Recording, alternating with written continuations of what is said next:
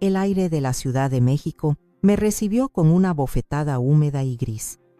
Después de una semana en el calor seco de Guadalajara, visitando a mi hermana, anhelaba el abrazo familiar de mi hogar, el crujido del tercer escalón de la escalera y el aroma a canela que siempre parecía flotar en mi cocina. Pero el abrazo que me esperaba no era el de mi casa, sino el de una llovizna fría que comenzaba a pegarme el cabello a la frente. El taxi se alejó. Su motor un murmullo que se desvanecía, dejándome en un silencio que se sentía antinatural, un silencio que gritaba que algo andaba terriblemente mal. Y entonces las vi, mis 4 maletas, no en el porche, no junto a la puerta. Estaban en la acera, junto al borde de la calle, como basura esperando al camión. 4 maletas apiladas con una pulcritud casi insultante, una sobre otra, formando una torre precaria que representaba mis 68 años de vida. Mi corazón, que hace un momento latía con la alegre anticipación del regreso, se detuvo en seco. Se sintió como si el suelo se hubiera abierto bajo mis pies, pero yo seguía de pie, paralizada, mirando esa escena absurda. ¿Un error? ¿Una broma de mal gusto? Mi mente se aferraba a cualquier explicación lógica, rechazando la verdad que comenzaba a filtrarse como veneno por mis venas. Me acerqué con pasos lentos, como si caminara en un sueño. Una gota de lluvia, más gruesa que las demás, me golpeó en la mejilla y rodó como una lágrima. Fue entonces cuando vi el papel blanco, doblado por la mitad y metido debajo del asa de la maleta más grande. Mis manos temblaban tanto que apenas pude sacarlo. La caligrafía era inconfundible, inclinada, afilada, cada letra una pequeña daga. Era la letra de Brenda, mi nuera. Si quieres quedarte aquí, tenemos el garaje. Con cariño, tu querida nuera. Leí la nota 1, 2, 3 veces. Las palabras no cambiaban, pero mi cerebro se negaba a procesarlas. El garaje, tu querida nuera. La ironía era tan cruel que me robó el aliento. Esta casa no era solo ladrillos y cemento.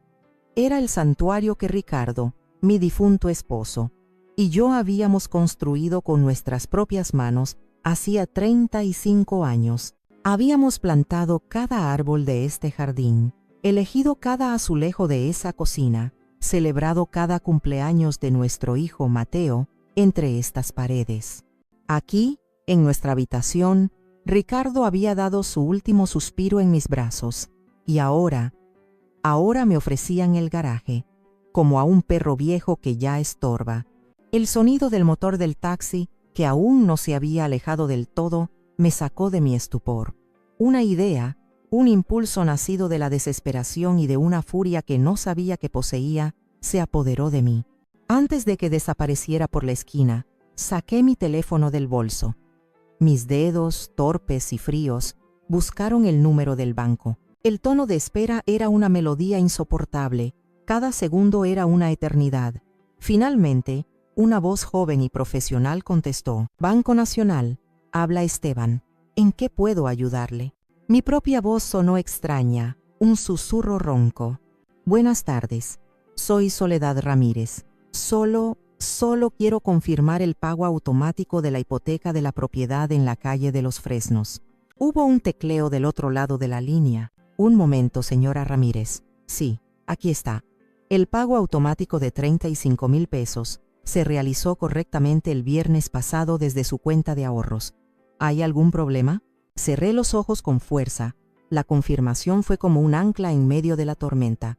Una pieza de poder en un juego que ni siquiera sabía que estaba jugando. No dije, y mi voz, por primera vez en mucho tiempo, sonó firme. Ningún problema. Gracias. Colgué justo cuando el taxi daba la vuelta en la esquina y desaparecía. Estaba sola con mis maletas en la acera, con una nota cruel en la mano y el conocimiento de que la casa de la que me acababan de desterrar, la casa que mi hijo y mi nuera llamaban suya, seguía siendo pagada, mes a mes, por la mujer a la que habían relegado al garaje. La llovizna se convirtió en lluvia, pero ya no sentía el frío. Algo dentro de mí, algo que había estado dormido durante años, acababa de despertar, y estaba ardiendo. Me refugié en un pequeño café de la esquina. uno de esos lugares con mesas de formica y un olor perpetuo a café quemado y pan dulce. Pedí un americano, aunque no tenía ganas de nada. Necesitaba el calor de la taza entre mis manos para dejar de temblar. Afuera, la lluvia golpeaba el cristal, difuminando las luces de los coches en manchas de colores tristes. Y en la soledad de esa mesa pegajosa, los recuerdos me asaltaron con la fuerza de una inundación. Las paredes de mi casa no eran solo paredes, eran lienzos. Lienzos donde Ricardo y yo habíamos pintado nuestra vida. Recordé el primer fin de semana después de que nos la entregaran, ambos cubiertos de pintura amarilla, el color que elegimos para la sala porque decíamos que atrapaba el sol.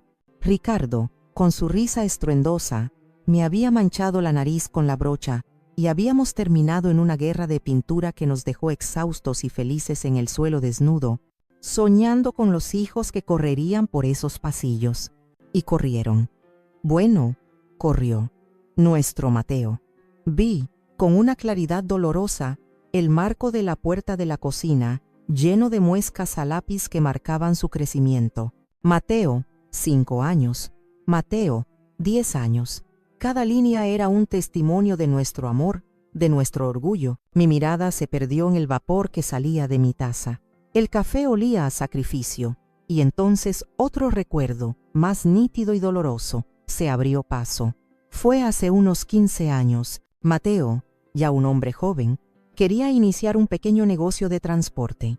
Necesitaba una camioneta de segunda mano, pero el banco le negaba el préstamo. Ricardo y yo habíamos agotado nuestros ahorros en su universidad, en su boda con Brenda.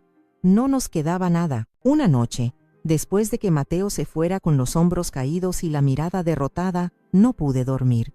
Fui a mi alajero, un pequeño cofre de madera que Ricardo me había tallado. Dentro, envueltos en un trozo de terciopelo azul, estaban los aretes de perlas de mi madre. Eran lo único de valor material que me quedaba de ella. Al día siguiente, sin decirle nada a Ricardo, fui a una casa de empeño en el centro. El hombre detrás del mostrador, con ojos de pez muerto, los pesó, los examinó bajo una lupa y me ofreció una cantidad que me pareció una miseria, una ofensa a la memoria de mi madre. Pero acepté. Le di el dinero a Mateo esa misma tarde. Sus ojos se iluminaron, me abrazó con fuerza y me prometió, con la voz quebrada por la emoción: «Te juro, mamá, que en cuanto me vaya bien, te compraré unos aretes más grandes y más bonitos, los más caros de la tienda». Nunca lo hizo. El negocio funcionó, compró la camioneta y luego otra. Empezó a ganar dinero, pero los aretes de perlas nunca llegaron y yo nunca se lo recordé. ¿Cómo podría? El amor de una madre no lleva cuentas, o eso creía yo. Mi mente saltó a otro sacrificio, uno más reciente, más sordo y constante. Después de que Ricardo se fue y la soledad se hizo tan grande, empecé a coser ajeno para llenar las horas y tener un ingreso extra. Vestidos de quinceañera, ajustes de trajes, dobladillos. Mis ojos, ya no tan jóvenes, se cansaban bajo la luz de la lámpara hasta altas horas de la noche. El dolor en mi espalda era un compañero constante. Hacía ese trabajo extra para poder darles a Mateo y Brenda un extra para sus vacaciones, para que pudieran irse a Cancún a desestresarse, como decía Brenda. Mientras ellos publicaban fotos en la playa, yo descosía una manga por tercera vez porque mis dedos, agarrotados por la artritis, habían hecho una costura torcida. «Lo hago por mi hijo», me decía, «para que sea feliz». El café en mi taza ya se había enfriado. Lo bebí de un trago, amargo y frío, como la verdad que se estaba asentando en mi alma. Había pasado mi vida entera sacrificándome, dando pedazos de mí misma, vendiendo los recuerdos de mi madre y las horas de mi vejez, para construir una felicidad que, al parecer, no me incluía. Había regado su jardín con mi sudor y mis lágrimas, solo para que ellos, al final, me echaran a la acera como a una mala hierba. La traición no había llegado de golpe. No fue un solo acto cruel, sino una lenta erosión, como el agua que desgasta la piedra, tan gradual que apenas me di cuenta hasta que la estructura se vino abajo. Ahora, sentada en la desolación de ese café, podía ver cada grieta, cada fisura que había ignorado en nombre de la paz familiar. Todo empezó a cambiar de verdad después de que Ricardo murió. El silencio en la casa era un grito, y en mi dolor tomé la decisión que ahora me parecía una locura: poner la casa a nombre de Mateo y Brenda. Es su patrimonio, le expliqué a mi hermana por teléfono. Yo no voy a estar aquí para siempre. Quiero que tengan seguridad. Mi hermana, siempre más práctica, había dudado. ¿Estás segura, Sole? Mateo es bueno, pero esa mujer suya. No la escuché. Estaba cegada por el duelo y por la necesidad de sentir que mi familia, lo que quedaba de ella, estaba unida y a salvo. Fue un error catastrófico. Las primeras semanas fueron tranquilas, pero pronto Brenda comenzó su campaña de modernización. Empezó con los cojines de la sala. Los que yo había bordado a mano fueron reemplazados por unos de lino gris, duros e impersonales. Le dan un toque más minimalista, ¿no crees, suegrita?, dijo con una sonrisa que no le llegaba a los ojos. Asentí, porque no quería parecer anticuada. Luego vino el ataque al estudio de Ricardo. Era su santuario, lleno de sus libros de historia, su colección de pipas y su viejo sillón de cuero gastado. Un día, llegué a casa y el sillón ya no estaba. En su lugar, había una bicicleta estática. Mi corazón se detuvo. ¿Brenda?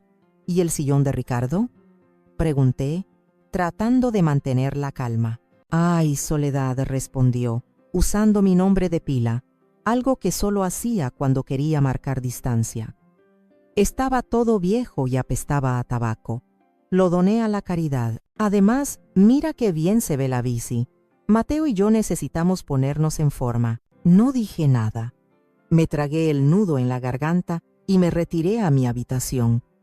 Esa noche lloré en silencio, abrazando una de las viejas camisas de Ricardo que aún guardaba. Estaba donando mis recuerdos, borrando a mi esposo de su propia casa, pieza por pieza, y Mateo. Mateo no hacía nada. Cuando intenté hablar con él, simplemente se encogió de hombros. «Mamá, Brenda solo quiere que la casa se vea más actual. No te lo tomes tan a pecho». La erosión continuó. Mis sugerencias para la cena eran ignoradas. «Hoy pediremos sushi, mamá. Tu comida es un poco pesada». Mis programas de televisión, las bielas telenovelas que me hacían compañía, eran demasiado ruidosos. Mis amigas, que venían a tomar café una vez por semana, de repente se convirtieron en una molestia. Hacen mucho escándalo y dejan todo lleno de migajas, se quejaba Brenda. El golpe más bajo, antes del destierro final, fue en la última Navidad. Como cada año, preparé el pavo relleno con la receta de mi abuela. Era el plato estrella de nuestra familia. Cuando lo puse en la mesa, orgullosa, Brenda hizo una mueca. Delante de toda su familia, que habíamos invitado, dijo en voz alta: «Ay, Soledad, otra vez con el pavo seco. ¿No te cansas de cocinar lo mismo todos los años? El próximo año mejor encargo un catering gourmet». El silencio en la mesa fue total. Sentí las miradas de todos sobre mí. Mis mejillas ardían de humillación. Miré a Mateo, buscando su apoyo, una palabra de defensa, pero él solo miraba su plato, cortando un trozo de pavo con una concentración exagerada, como si la salvación del mundo dependiera de ello. Estaba solo, completamente solo en una mesa llena de gente. Esa noche, mientras lavaba los platos, escuché a Brenda reír en la sala. Le estaba contando a su hermana por teléfono. Sí, la vieja se ofendió, pero alguien tiene que decirle las cosas como son. Esta es mi casa ahora. Y yo, como una tonta, seguí pagando la hipoteca en secreto. Seguí financiando mi propia humillación, mi propia desaparición. Cada pago era un intento desesperado de comprar mi lugar en esa casa, de comprar el amor de mi propio hijo. Pero la verdad, la cruda verdad que ahora me golpeaba con la fuerza de un huracán, es que el respeto no se puede comprar, y el amor que necesita ser pagado no es amor en absoluto. Después de 2 horas de vagar por mi propio barrio como un fantasma, el frío y la lluvia me obligaron a enfrentar la realidad. Tenía que entrar, tenía que ver el rincón al que me habían condenado. La puerta lateral del garaje, la que daba al pasillo del jardín, estaba sin llave. Un gesto de generosidad que me revolvió el estómago. Giré el pomo y empujé.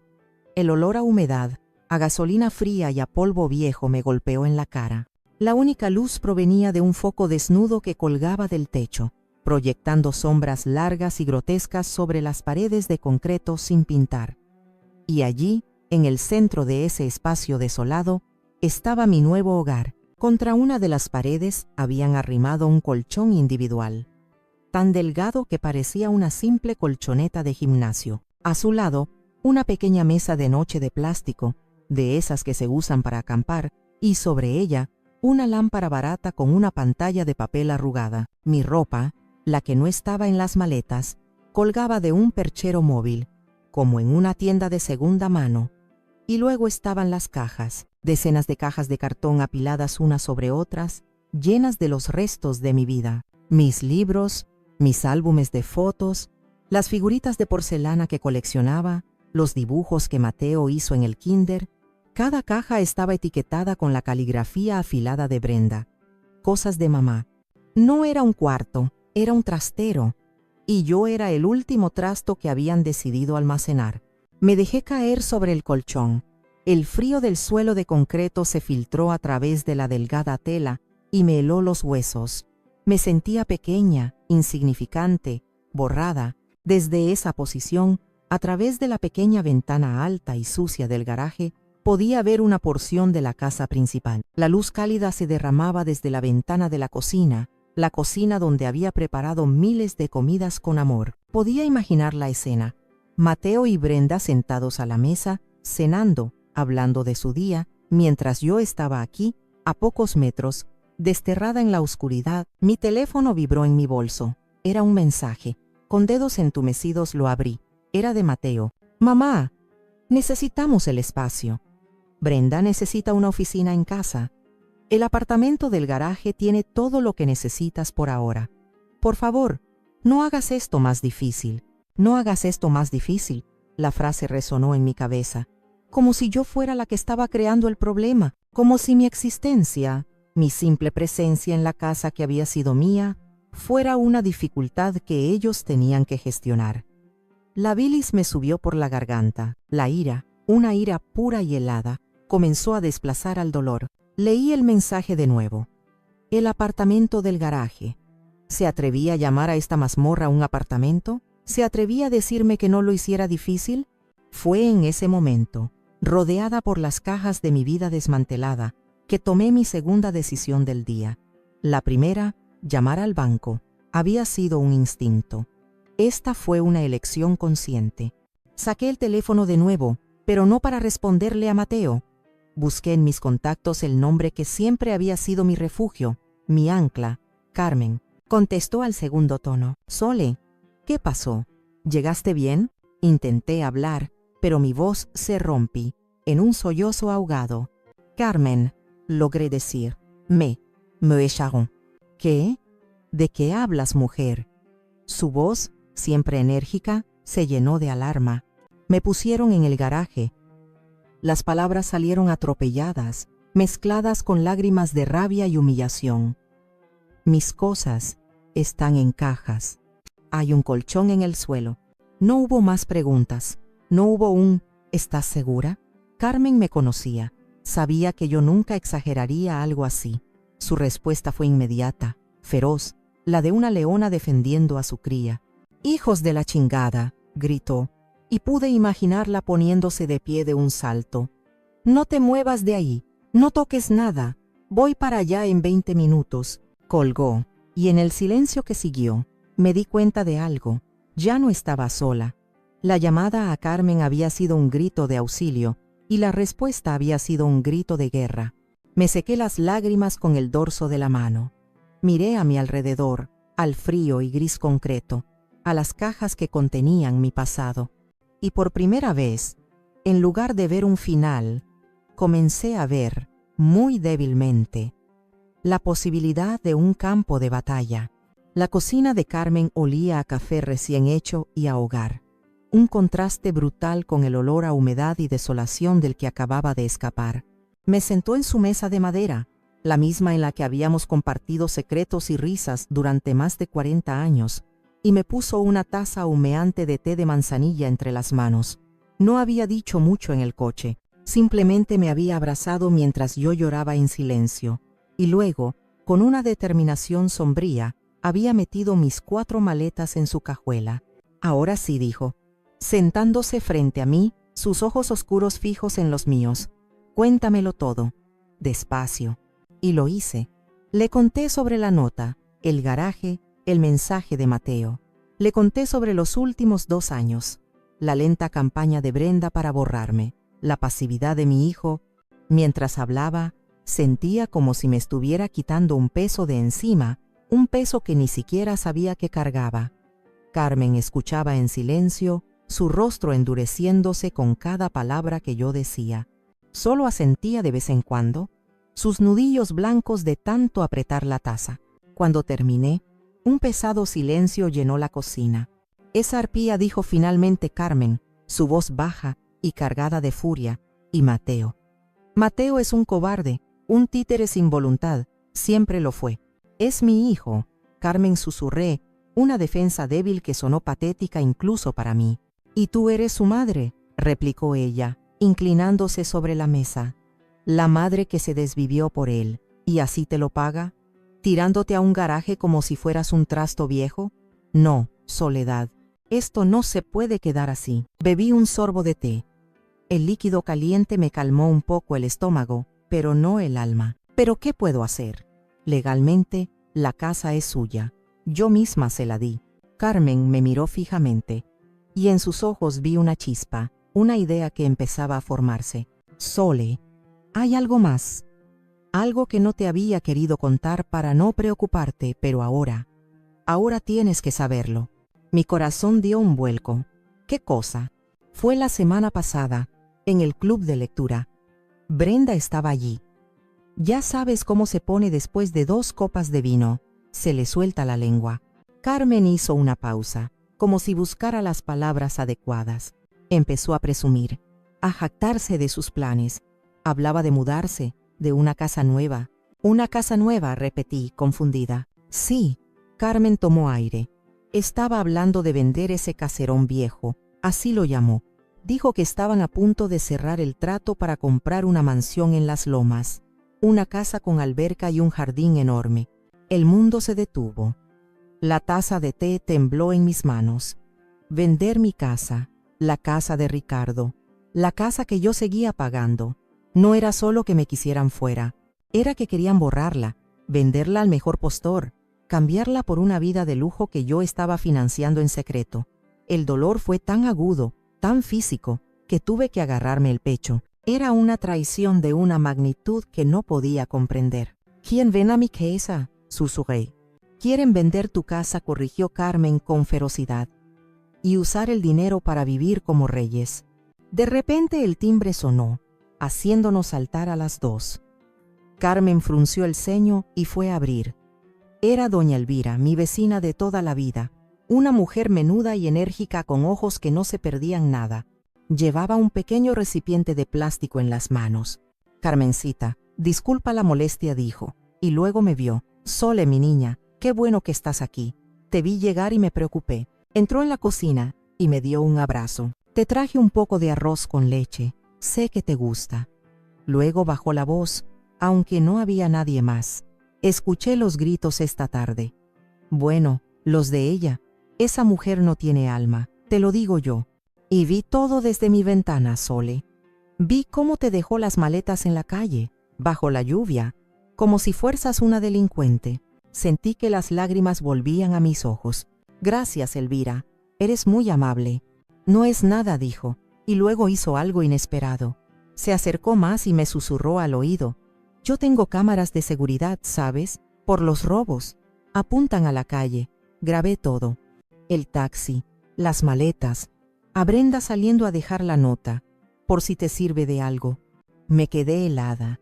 Miré a Carmen, que había escuchado todo y tenía los ojos abiertos como platos. Una grabación, una prueba irrefutable de la humillación. Doña Elvira pareció entender que había dicho algo importante.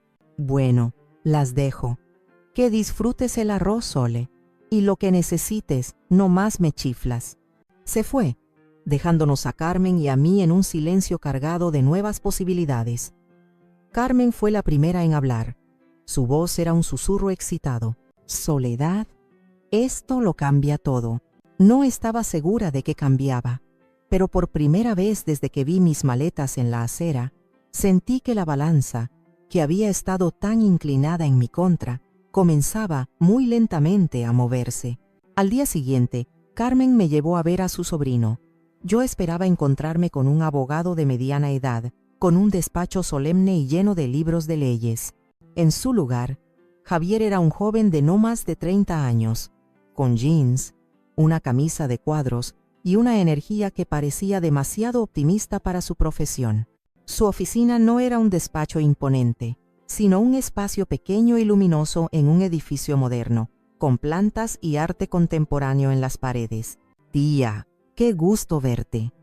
«Señora Soledad, es un placer», dijo, dándonos la mano con una sonrisa amable. Me sentí un poco fuera de lugar, una anciana con su pena a cuestas en medio de tanta modernidad. Pero en cuanto nos sentamos y empecé a contar mi historia, la sonrisa amable de Javier desapareció, reemplazada por una expresión de intensa concentración. Escuchó cada palabra sin interrumpir, sus ojos agudos fijos en mí. Carmen había puesto sobre su escritorio una carpeta con todos los estados de cuenta bancarios que yo, gracias a la disciplina que Ricardo me había inculcado, había guardado meticulosamente durante los últimos 2 años. Cuando terminé, Javier se reclinó en su silla y se quedó mirando los papeles durante un largo rato. «Señora Soledad», dijo finalmente, su voz era seria y mesurada, «lo que le han hecho es, para decirlo sin rodeos, una monstruosidad, pero desde el punto de vista legal,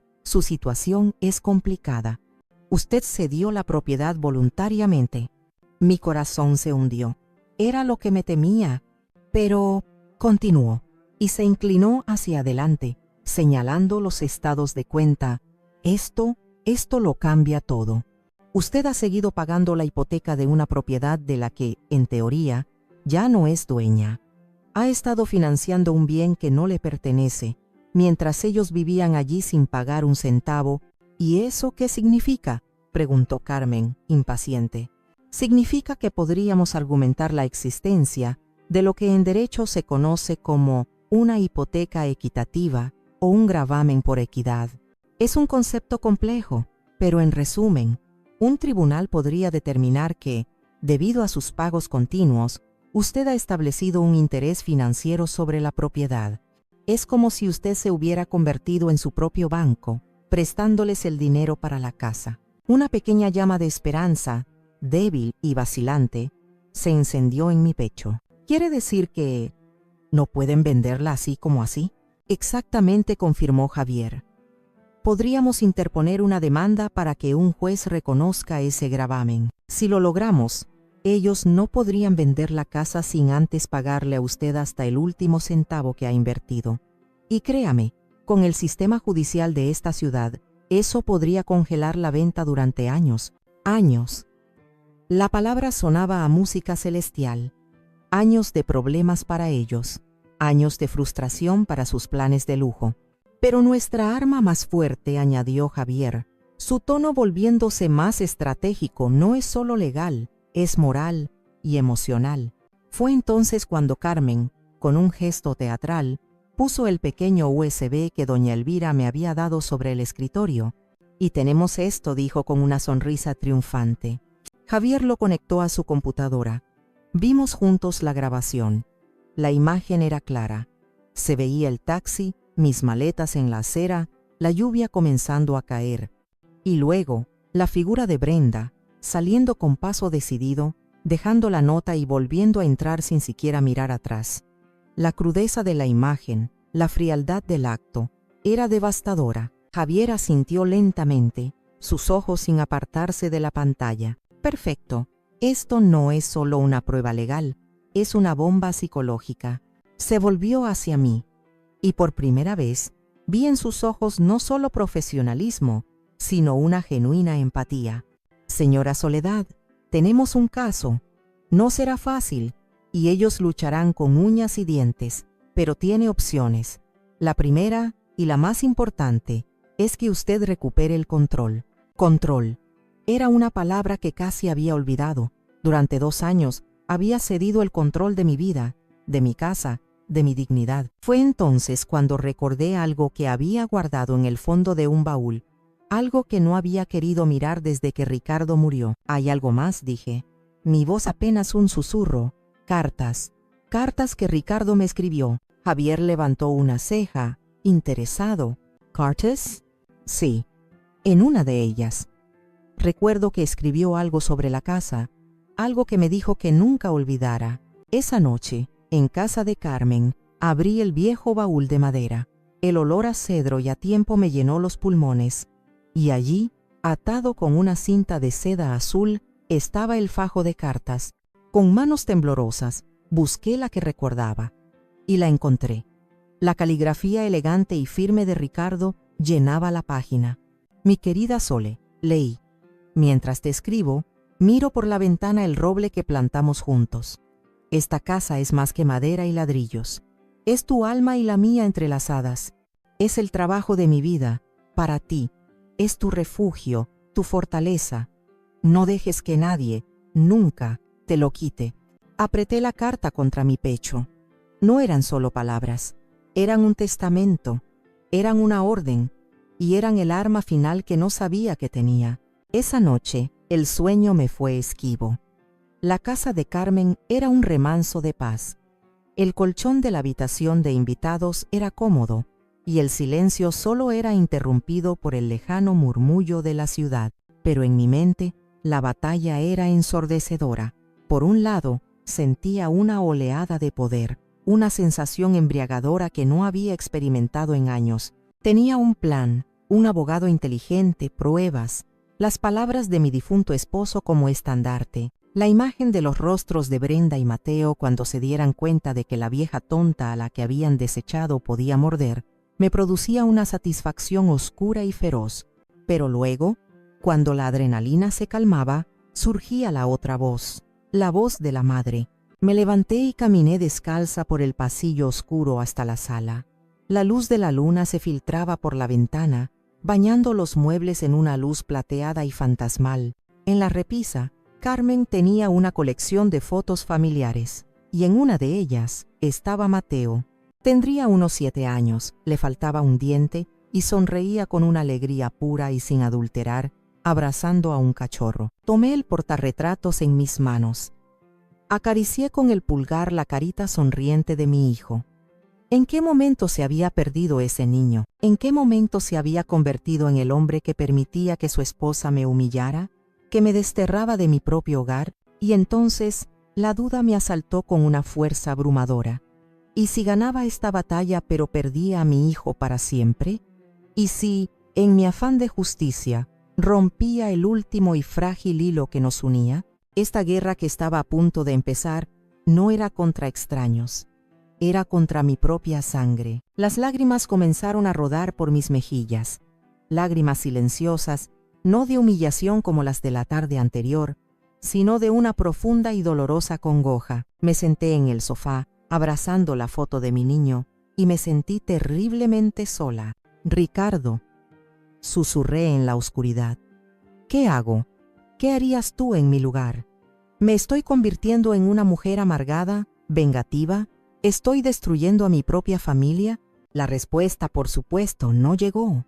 Solo el silencio y el peso de mi propia decisión. Sentí el impulso, fuerte y visceral, de tomar el teléfono, de llamar a Mateo, de decirle que lo olvidara todo, que volvería al garaje, que seguiría pagando la hipoteca, que haría cualquier cosa con tal de no perderlo. El amor de una madre es un instinto poderoso, a menudo irracional, una necesidad de proteger a tu cría incluso cuando esa cría te ha herido de muerte. Estaba a punto de ceder, de ahogarme en mi propio miedo y mi amor incondicional, cuando la luz del pasillo se encendió. ¿Sole? ¿No puedes dormir? Era Carmen, envuelta en su bata, con el cabello revuelto y cara de preocupación. Se sentó a mi lado en el sofá y vio la foto que yo sostenía. No necesitó preguntar. «Es duro», dijo suavemente. poniendo una mano en mi hombro. Tengo miedo, Carmen, confesé, mi voz rota. Miedo de perderlo para siempre. Es lo único que me queda. Carmen suspiró. Un suspiro largo y profundo. Escúchame bien, Soledad. No estás destruyendo a tu familia. Ellos la destruyeron cuando te faltaron al respeto. No estás siendo vengativa. Estás sobreviviendo y no lo estás perdiendo a él. Él te perdió a ti el día que decidió que una oficina para su mujer era más importante que la dignidad de su madre. Sus palabras eran duras, pero necesarias. Eran el agua fría que necesitaba en la cara para despertar. No dejes que te borren, amiga, continuó, su voz firme y llena de convicción. Luchar por lo que es tuyo, por el respeto que mereces, no es un acto de guerra, es un acto de amor propio. Y es la única manera de que, quizás, algún día, ese hijo tuyo te vuelva a ver. No como un mueble viejo, sino como la mujer que le dio la vida. Me quedé en silencio, absorbiendo sus palabras.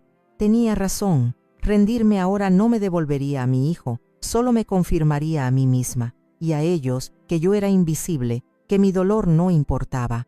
La lucha no era para castigarlos, era para salvarme a mí. Le devolví una mirada a Carmen, una mirada que ya no estaba nublada por las lágrimas de la duda. Gracias, amiga, dije. Ella me sonrió. Para eso estamos. Ahora, vamos a dormir. Mañana tienes que ser fuerte. Volví a la cama. El conflicto en mi interior no había desaparecido por completo, pero ahora tenía un ancla. La determinación había vencido a la duda. Sabía que el camino sería doloroso, pero por primera vez estaba segura de que era el camino correcto. No por venganza, sino por respeto, por Ricardo y sobre todo por mí. Pasaron 2 semanas. 2 semanas en las que me esforcé por construir una nueva rutina, un andamio para mi vida destrozada. Siguiendo el consejo de Javier de ser financieramente independiente, hice algo que no había hecho en 40 años. Busqué trabajo. Vi un letrero de se solicita personal en la ventana de un pequeño y acogedor café llamado El Rincón de los Abrazos. La dueña, una mujer amable llamada Rosa, me miró con escepticismo cuando le dije mi edad, pero algo en mi determinación debió convencerla. Me dio una oportunidad. Mis días se llenaron con el aroma del café, el tintineo de las tazas y el murmullo de las conversaciones. Mis pies me mataban al final del día y mi espalda protestaba, pero el dinero que ganaba, las pocas monedas y billetes de las propinas, se sentían como un tesoro. Era mío, ganado con mi propio esfuerzo. Era la prueba tangible de que todavía era útil, de que podía valer por mí misma. Mientras tanto, mi teléfono vibraba constantemente con llamadas y mensajes de Mateo. No contesté a ninguno. Siguiendo las instrucciones de Javier, el silencio era mi primera arma. Dejé que la presión se acumulara de su lado. Sabía, por una llamada discreta de Javier al banco, que la primera cuota de la hipoteca había vencido. El reloj estaba corriendo para ellos, y entonces, una tarde, mientras limpiaba una de las mesas, levanté la vista y lo vi. Mateo estaba de pie junto a la barra, luciendo fuera de lugar en su traje caro y con su aire de ejecutivo. Parecía demacrado, con ojeras oscuras bajo los ojos. Estaba hojeando el menú, pero era obvio que no estaba allí por el café. Mi corazón dio un vuelco, una mezcla de ira y una punzada de lástima que me molestó. Rosa, la dueña, me lanzó una mirada comprensiva. «Tómate un descanso si lo necesitas, Sole», me susurró. Asentí y me acerqué a él. «¿Qué haces aquí, Mateo?», pregunté, mi voz más fría de lo que me sentía. «Mamá», dijo, y su voz era un susurro desesperado. «Necesitamos hablar». Lo guié a una mesa en la esquina más alejada. No quería que mis nuevos compañeros de trabajo o los clientes habituales fueran testigos de mi drama familiar. «¿Te ves?», diferente, dijo, mirando mi delantal manchado de café. «Estoy différente», repliqué. Se removió en su asiento, incómodo. «Mamá, sobre la casa. El banco nos está amenazando. Dicen que si no pagamos, iniciarán un proceso de ejecución. Nuestro crédito se va a arruinar. Brenda está histérica».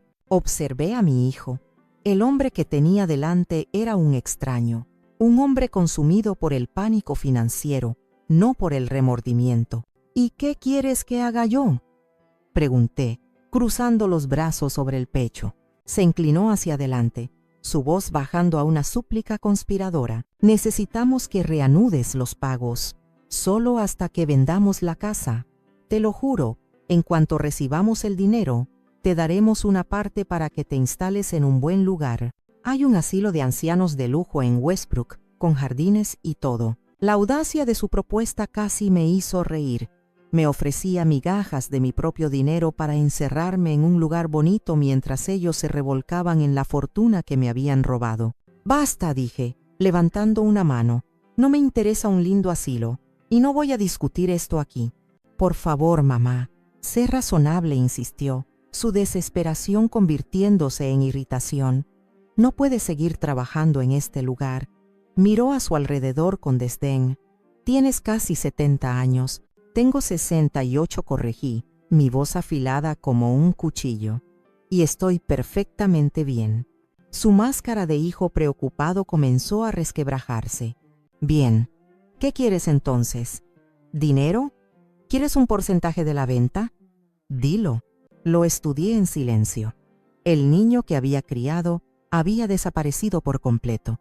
En su lugar, había un hombre que creía que todo, incluso el amor y la dignidad de su madre, tenía un precio. Quiero mi casa, dije, las palabras saliendo con una calma que lo sorprendió. Parpadeó. Luego soltó una risa nerviosa. Mamá, eso es imposible. Es una locura. Ya tenemos un comprador. Hemos hecho planes. Ese no es mi problema, Mateo. Su rostro se ensombreció. La amenaza velada apareció en sus ojos. Sí que es tu problema si quieres volver a tener una relación con tu nieta, con nosotros. Ahí estaba. El chantaje emocional. Usando a mi pequeña Emma, a mi adorada nieta, como un peón en su juego sucio. El último vestigio de compasión que sentía por él se evaporó. Me levanté de la silla. Mi descanso ha terminado. Mamá, por favor. Su voz se quebró. No podemos perder esa casa en las lomas. Es nuestro sueño. Por un instante, vi al niño pequeño haciendo un berrinche, porque no le compraba un juguete. Pero yo ya no era la madre que cedía a los berrinches. Si de verdad quieren hablar, dije, dándole la espalda y caminando hacia la barra, nos vemos en la oficina de mi abogado, mañana a las 2 de la tarde. Y ven con tu esposa. No esperé su respuesta. Me puse el delantal y empecé a preparar un capuchino, mis manos firmes y seguras. Sabía que vendrían. La desesperación era una correa con la que ahora yo los podía jalar. El juego había cambiado. Y por primera vez, yo estaba dictando las reglas. Llegué a la oficina de Javier media hora antes de la cita. Mi estómago era un nudo de nervios, pero mi rostro era una máscara de serenidad que había practicado frente al espejo. Javier me recibió con una sonrisa tranquilizadora. ¿Lista, señora Soledad? Lista, respondí, aunque mi corazón latía desbocado. Repasamos la estrategia una última vez.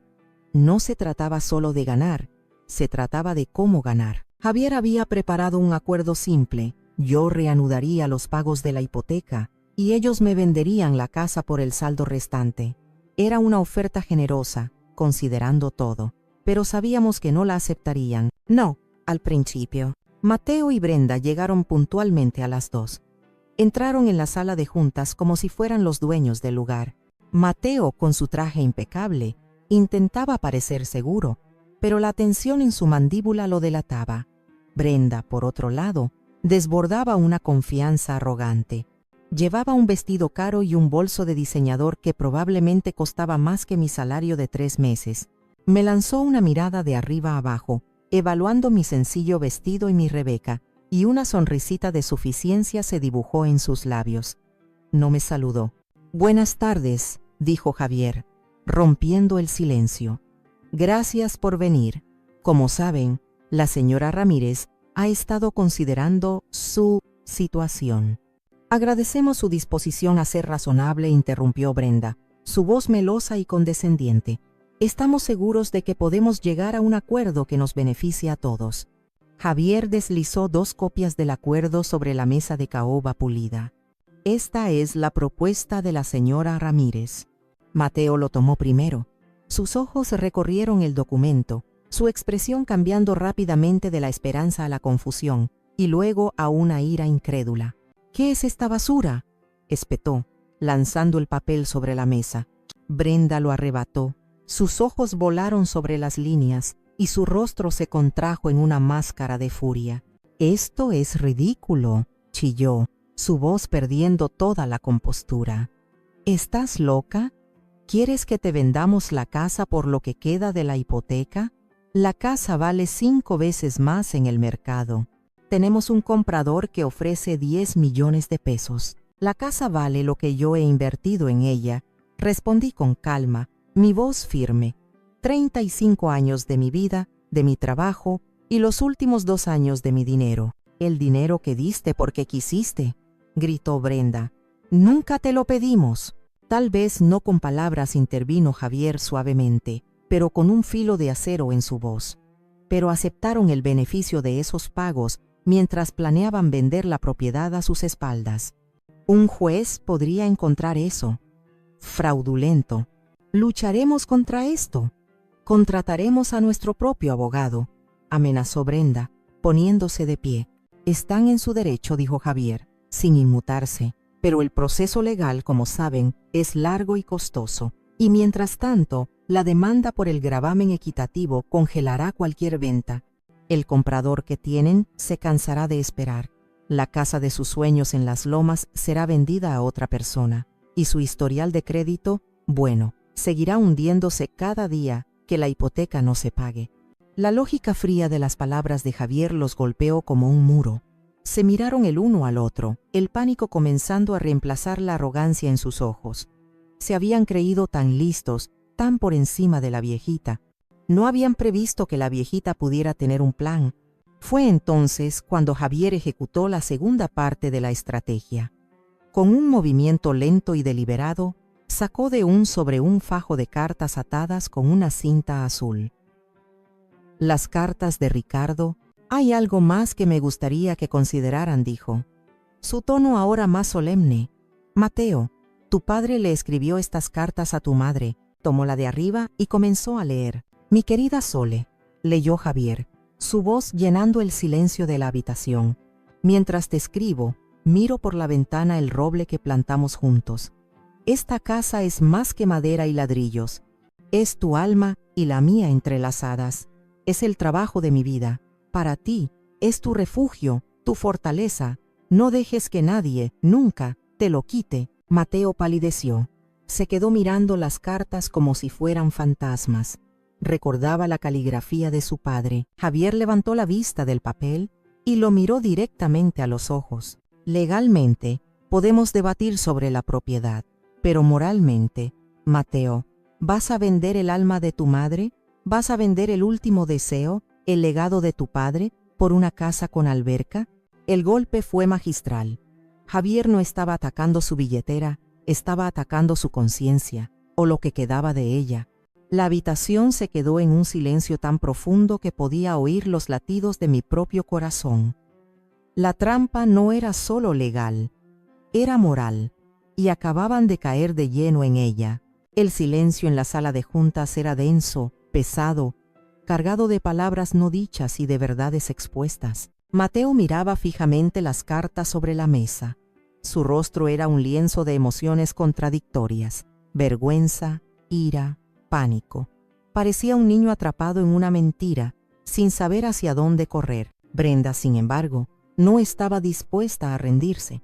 La codicia era una fuerza más poderosa en ella que cualquier atisbo de conciencia.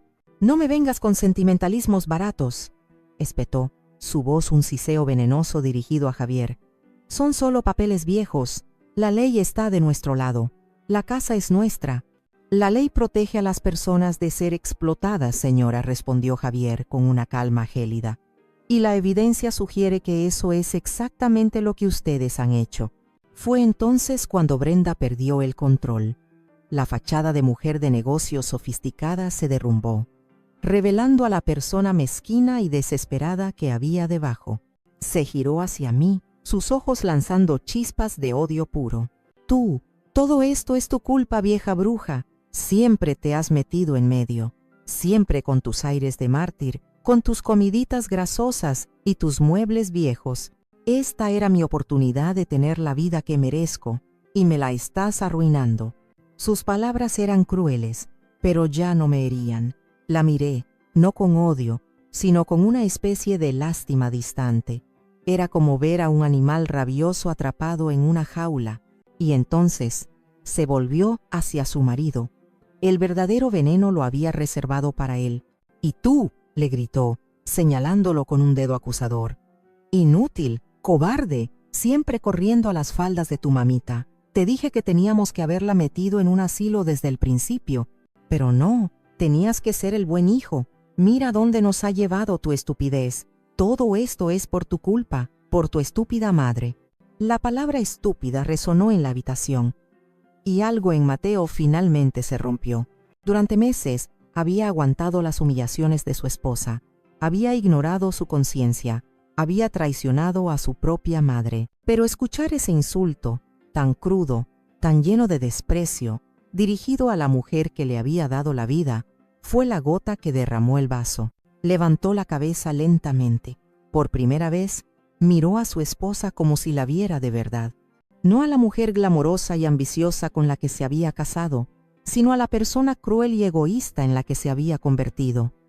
Luego, su mirada se posó en mí, y en sus ojos vi el colapso total. Vi el peso de su traición cayendo sobre él con toda su fuerza. «Basta», Brenda dijo. Su voz era apenas un murmullo, pero cargada de una finalidad que nunca antes le había escuchado. «Cállate». Brenda se quedó boquiabierta, sorprendida por su repentina resistencia. Mateo se levantó. Sus movimientos eran los de un hombre viejo y derrotado. Se acercó a la mesa, tomó un bolígrafo y firmó el acuerdo. No dijo una palabra, simplemente firmó su nombre en la línea de puntos. Luego, empujó el documento hacia su esposa. «Firma», le ordenó, su voz sin emoción. Brenda lo miró, incrédula. Sus ojos iban del rostro de su marido al acuerdo sobre la mesa. Se dio cuenta de que había perdido, había presionado demasiado, había revelado su verdadera naturaleza y en el proceso había perdido a su títere. Con un gruñido de frustración y derrota, arrebató el bolígrafo y garabateó su firma. Se levantaron para irse. Brenda ni siquiera me miró. Pasó a mi lado como si yo no existiera, pero Mateo se detuvo por un instante. Nuestros ojos se encontraron. No había disculpa en su mirada, solo un vacío inmenso, un abismo de vergüenza y arrepentimiento. Sabía que había cruzado una línea de la que nunca podría volver. Salieron de la habitación. Javier y yo nos quedamos solos en el silencio.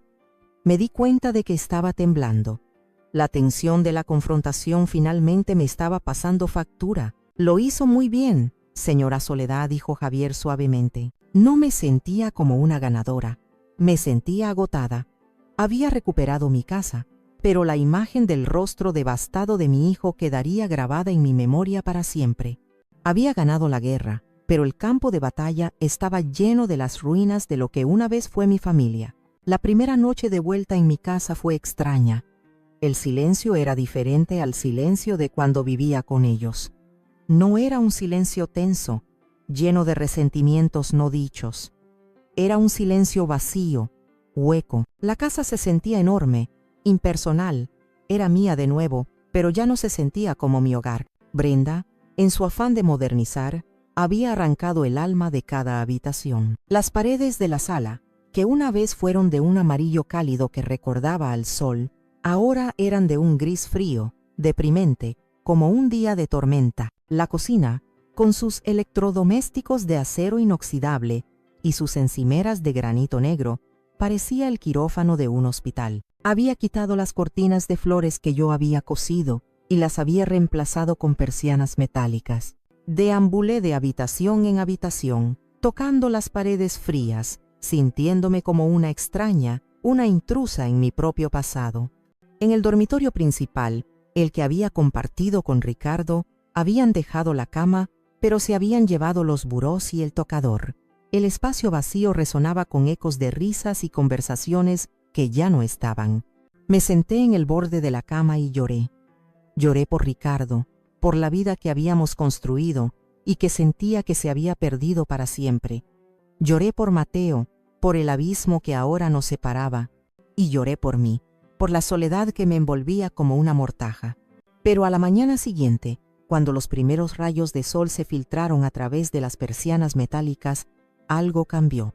Vi las motas de polvo bailando en el aire y me di cuenta de que no podía quedarme de brazos cruzados, lamentándome en una casa que no reconocía. Si Brenda había podido borrar mi historia, yo podía reclamarla. Ese día comenzó mi propio ritual de reconquista. Llamé a Carmen. «Necesito ayuda», le dije. Y brochas, muchas brochas.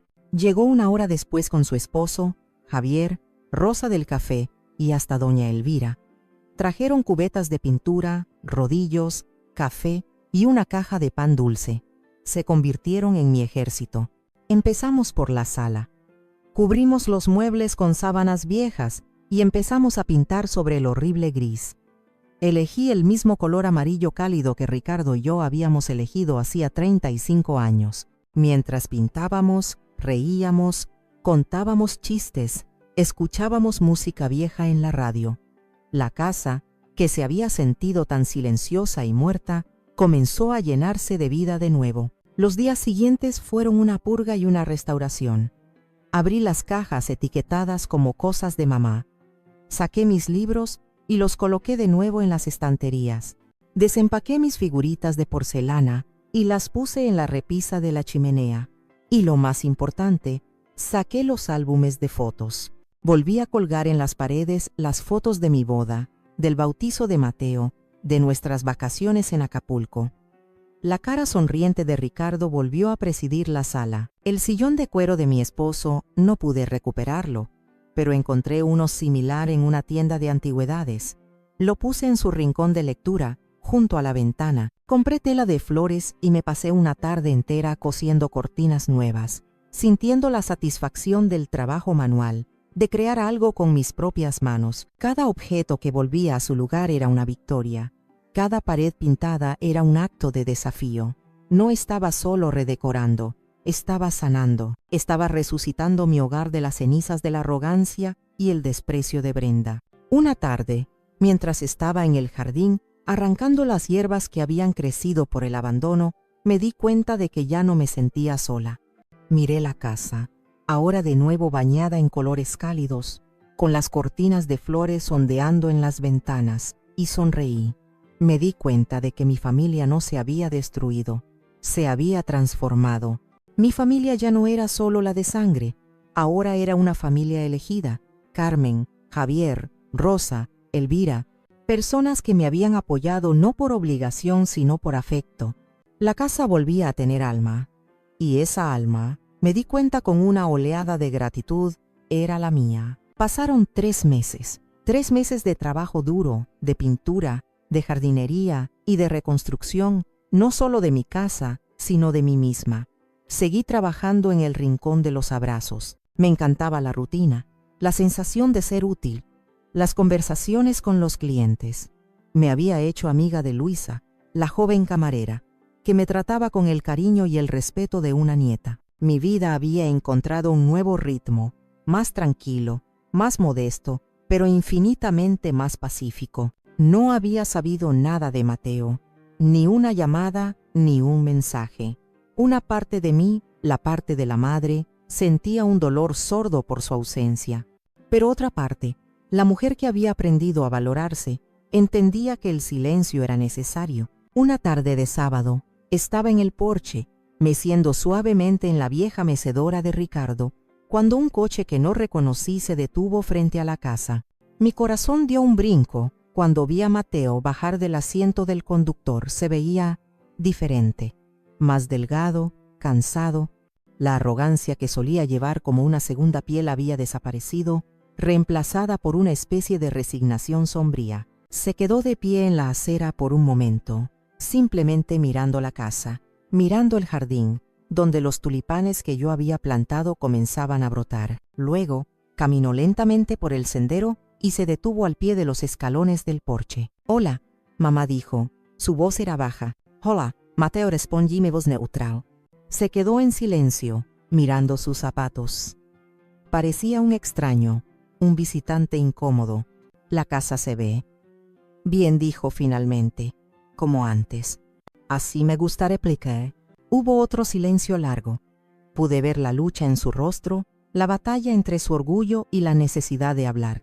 No nos divorciamos, dijo de repente, como si arrancara una tirita. Brenda y yo seguimos juntos. Asentí, sin decir nada, pero perdimos el depósito de la casa de las Lomas. Y el comprador de esta casa nos demandó por incumplimiento. Tuvimos que usar casi todo nuestro dinero para pagarle y evitar un juicio, continuó, su voz monótona, como si recitara una lista de desastres. Tuvimos que dejar nuestro apartamento. Ahora vivimos en uno mucho más pequeño, de alquiler, en una zona que Brenda odia.